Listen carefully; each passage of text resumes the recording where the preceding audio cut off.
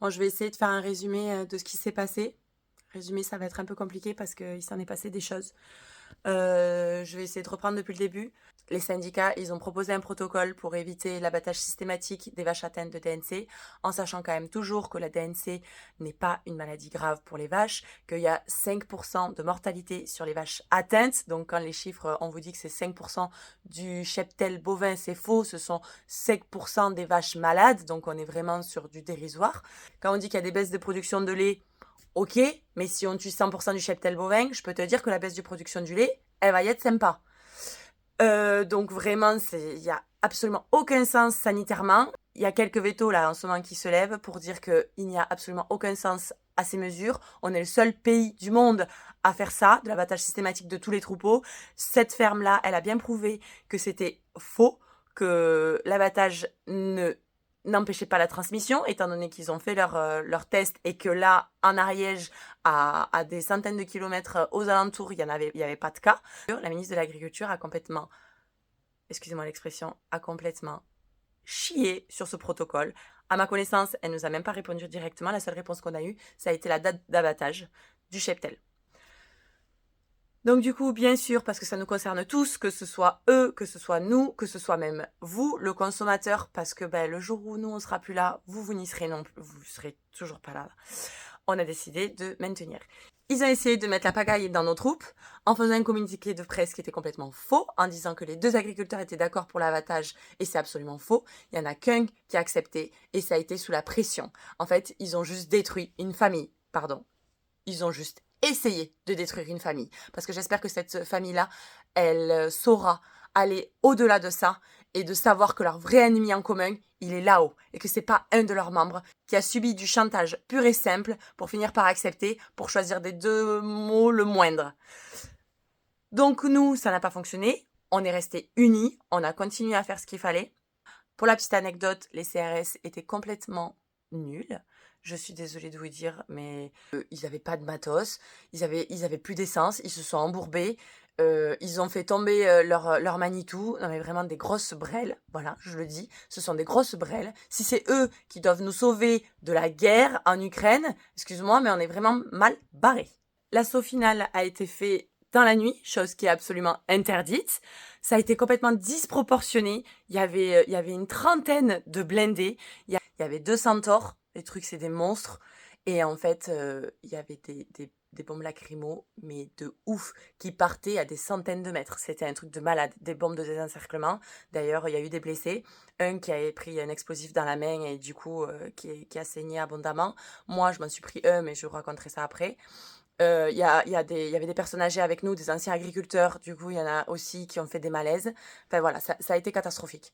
Il a été dit qu'on avait fait des violences, pareil, pour nous diviser, hein, la population, pour pas que vous soyez avec nous, hein, et qu'on soit considérés comme des méchants gens qui s'attaquent aux CRS gentils, qui viennent sauver le monde paysan en abattant toutes les vaches.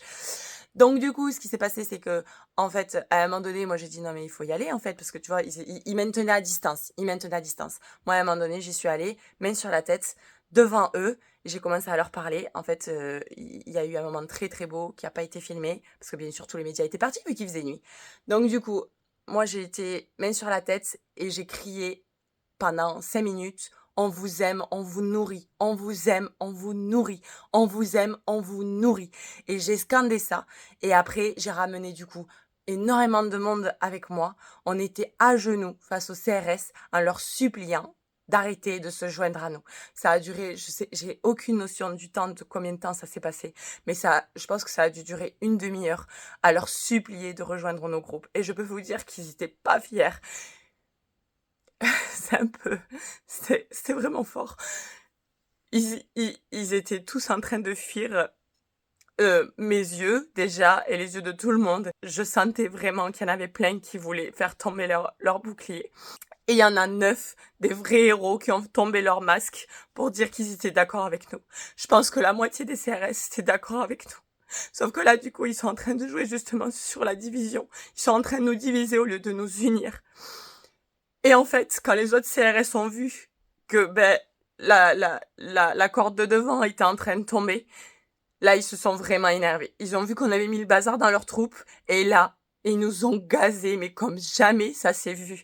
Des trucs, voilà, disproportionnés, de dingue, hein, franchement de dingue. Et ça, je l'aurais dit au SRS devant, et je vous le dis aussi, dans les troupes, là, il y en avait plein qui, dans nos rangs, il y en a plein qui commencent à appeler aux armes. Là, moi, malheureusement, je pense qu'on va arriver à une guerre civile.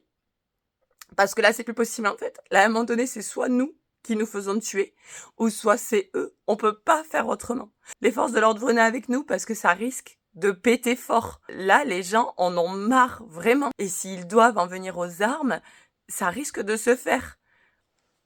Cette fois-là, on a perdu, mais la deuxième fois, la prochaine fois, je te jure qu'on gagnera. On n'a pas envie d'en arriver là. On n'a pas envie d'en arriver là. Et donc, du coup, là, ils ont commencé à nous gazer et à avancer. Vraiment, là, on pouvait plus rien faire que reculer. Il y a eu un front. Donc là, nous, moi et toute la rangée devant, on a essayé la méthode pacifique. On a essayé d'être avec eux, de les inviter à venir avec nous. On leur a supplié de toute notre âme en leur disant, et je vous le redis, les gars, si vous voyez la vidéo, qu'on vous aime et qu'on vous nourrira jusqu'à la fin de notre vie et que c'est notre seul but dans cette putain de vie, c'est de nous nourrir. Du coup, on a tenté la méthode douce, et après, quand ils nous ont attaqués, là, il y a les autres qui, bon, ben, eux ont utilisé un peu moins la méthode douce, mais de toute façon, on était à des centaines de mètres, donc on pouvait pas faire grand-chose parce qu'ils nous maintenaient vraiment à distance. L'atrocité de la chose, c'est qu'ils sont, quand ils sont arrivés à l'étable, du coup, sur le siège de l'exploitation, là où il y avait toutes les vaches, ils ont continué à gazer comme des connards. Ils ont vraiment gazé comme des nazis. Sauf que dedans, il y avait toutes les vaches, on les entendait beugler, nous, d'en bas. C'était juste horrible. Il y avait une vache dehors avec son veau. Ça aurait fendu le cœur à n'importe quel être humain. Elle était juste les yeux exorbités, à pas pouvoir respirer, à s'affoler, mais comme jamais. Donc, en plus d'abattre toutes nos vaches, ils les maltraitent. Là, c'était clairement de la maltraitance animale. Je sais qu'il y en a beaucoup qui peuvent dire « Oui, mais vous êtes des éleveurs, vous êtes horribles, vous tuez vos bêtes pour qu'on les mange. » C'est ça la différence, c'est que nous, quand on tue nos bêtes, c'est pour nourrir la population, en fait. Toutes nos bêtes sont aimées, toutes nos bêtes sont respectées. Et là, c'est juste du massacre total pour rien, quoi. Il y avait un petit poney aussi qui était avec nous, vous avez dû voir dans les vidéos. Bon, ben lui, pareil, il a été gazé comme tout le monde. Je te raconte même pas l'état du truc. Les chiens, ils étaient aboyés parce que du coup, pareil, ils s'étaient enfermés dans les granges. Une horreur, une horreur. Et là, ils étaient contents, un cosmonaute à arriver et à faire ça. Je sais pas comment, vraiment, ils vont le vivre. Mais moi, je pourrais jamais faire ça. Tu vois, les CRS ont dit que ils font ça par rapport à leur métier, qu'ils sont payés pour ça. Mais mec, à un moment donné, tu peux choisir de faire autre chose, tu vois. Moi, j'ai préféré ne pas être payé à la hauteur de ton salaire, mais de pouvoir me regarder dans une glace, quoi. Donc, du coup, on n'a pas eu d'autre choix de partir, parce qu'on a eu tous très peur aussi qu'ils nous embarquent, parce qu'il y avait pas mal de camions qui étaient vides. Donc, du coup, clairement, on est parti parce qu'il y avait plus rien à faire. Ils avaient encerclé toute la ferme. Et là, du coup, j'ai eu des nouvelles. J'ai voulu y aller, mais en fait, ça sert absolument à rien parce que là, tout est blindé de CRS. Il y a quelqu'un qui a voulu arriver, il s'est fait courser par 10 CRS. 10 CRS armés pour un paysan. Voilà où on en est. Et du coup, il y a quelques vaches qui ont réussi à s'échapper ou qu'on a aidé à s'échapper, je sais pas. Et là, en fait, on sait pas quand est-ce qu'il y a l'abattage. Pour la petite anecdote, nous, quand on est rentré, on est passé, je vais faire passer la vidéo, on a vu les camions pour récupérer les cadavres et les amener à se faire brûler, parce qu'il faut savoir que la viande de ces vaches-là n'est pas consommée, bien entendu, donc ça veut dire que c'est juste perte sèche totale. Là, on les tue pour les tuer, il y a rien de plus. Il y a vraiment rien de plus. Des vaches saines, je suis allée les voir, leur visage me hante. Leur visage me hante. Toute cette nuit, j'ai pas pu dormir. Et donc, du coup...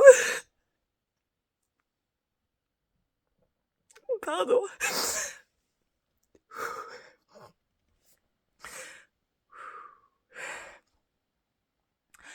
Donc, on n'a pas de date, on n'a pas de moment de quand ils vont se faire abattre. Ils vont faire ça en scred, ils vont faire ça en secret. Donc on sait que ça sera fait. Là, on sait qu'on n'a plus rien à y faire. Là, je peux vous assurer qu'on a perdu cette bataille, mais que c'est pas fini. C'est pas fini. Et tous ceux qui ont envie de rejoindre le mouvement, je pense que ça peut être un mouvement historique. Parce que là, il y en a marre. Si on touche à nous, on vous touche aussi à vous. Le jour où on peut plus vous nourrir, il y aura plus rien dans vos assiettes, ils vous auront comme ça, ils vous tiendront comme ça. C'est parce qu'on est encore là sur le front à pouvoir nourrir la population.